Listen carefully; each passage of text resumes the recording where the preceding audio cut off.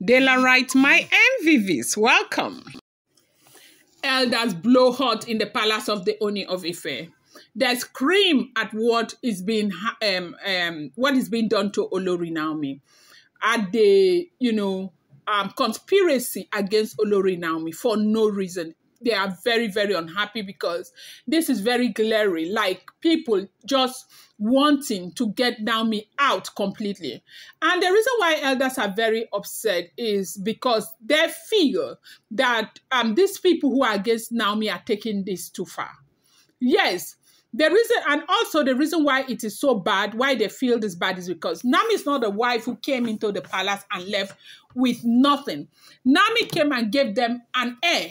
So if you're writing Naomi out of the palace register, it means you're writing Naomi out of history. And what that means, you're also writing Tadenikawo out of history.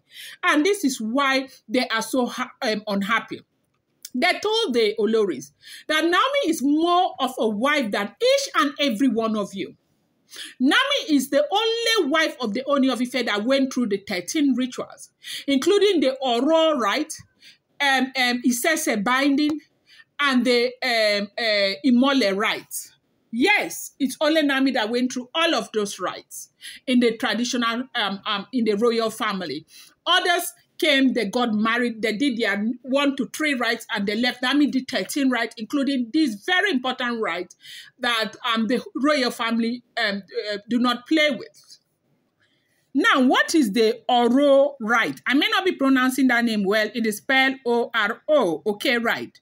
The Oro Rite is a sacred traditional ritual associated with ancestral spirit, often linked to male sacred societies in, the Yoruba land, especially in the royal family.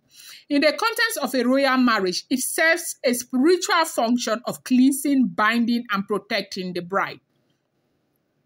Now, the purpose of that Oro Rite in marriage, it is performed to cleanse the bride spiritually before she becomes a queen.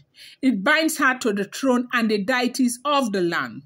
It is also a way to gain the ancestors' approval for the union. Nature, it is secretive and performed at night, often with drumming, chants, and, symbolic items. Women and initiates are typically not allowed to witness, that rites, okay? Now, let's go to the Imole Rite.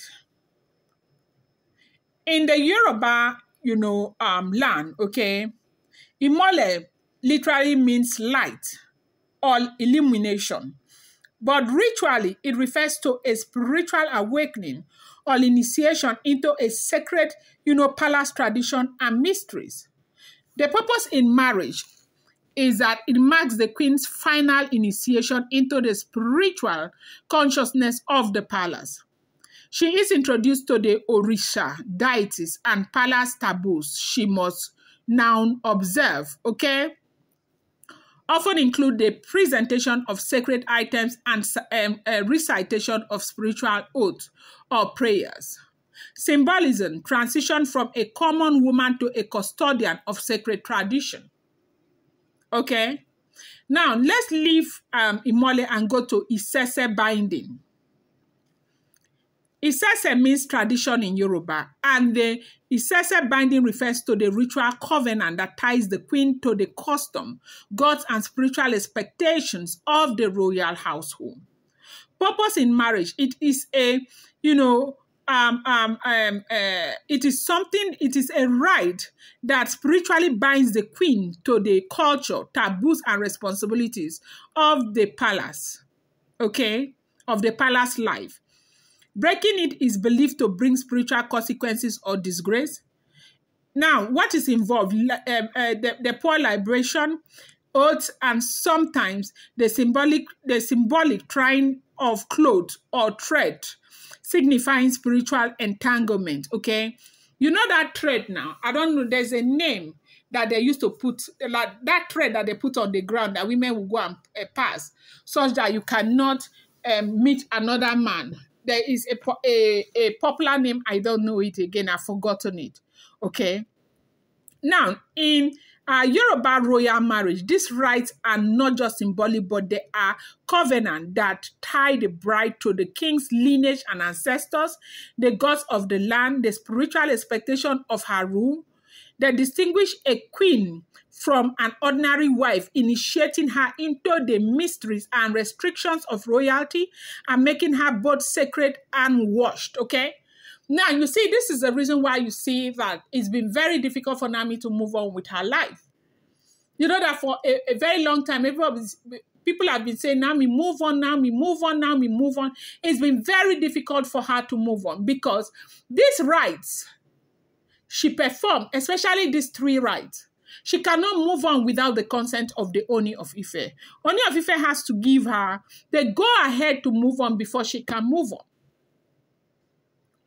Now, all these other women who are in the palace, they didn't go through this rite because Oni of Ife could care less whether they move on or they go or the one person that Kabiyesi does not want to lose in the palace is Olori Naomi. So with all of this, the elders were very upset. As a matter of fact, they said even those who have been on the side of the Oloris are now getting very upset with the way these women are taking this thing. Like they are really taking it too far.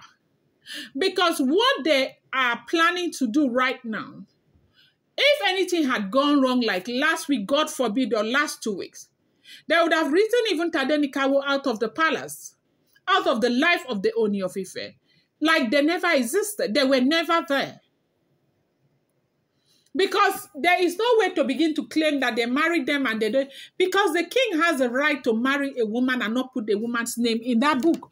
And if the woman's name is not in that book, if the king is not alive, it is assumed that the king never really married her because the king did not make effort to put her name in the book. And so that was what they thought they could use to pay Naomi. And if God had not been with Naomi, maybe that register would have just been there. She would just be all over the place. You know, at the end, she'll come back to the palace, she'll be comfortable, or come back to the life of Oni of Ife publicly and be comfortable and forget, because no one could have thought that anyone will have the animal bogusness to go and remove that name from that book. Now, Naomi has a great God, a God that has always worked for her, and a God that will continue to work for Olori Naomi. Because they say, person when no touch bitter leaf, he hand no the bitter. And God has indeed been faithful in the life of Olori Naomi. If not, this discovery would never have been made. And so, this is what is going on in the palace. I'm going to bring you more updates. Do not forget that these are all alleged, rumored, unverified information making the rounds on social media and should not be seen as fact.